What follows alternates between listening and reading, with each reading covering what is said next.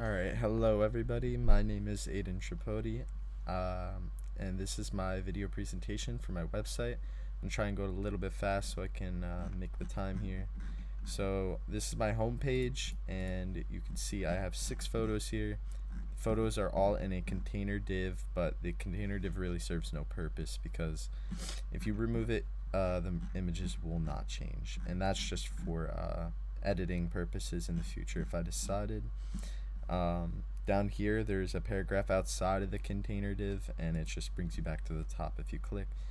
And all of the images are scaled, like width, height, padding, margins, everything in CSS.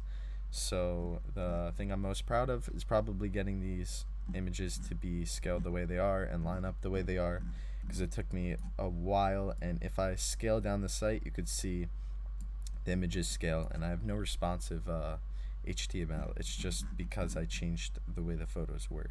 And then here's my nav bar at the top, and you can click more info. And here I have a layout of a container div with a child div, which has my paragraphs, and I made the container slightly transparent and the child fully transparent. And the purpose of this is to just give background on my website itself, me, and my contact page, which you can click right here and it'll go to the contacts. I forgot to put in the CSS file on FileZilla, so it just isn't like, it doesn't show you.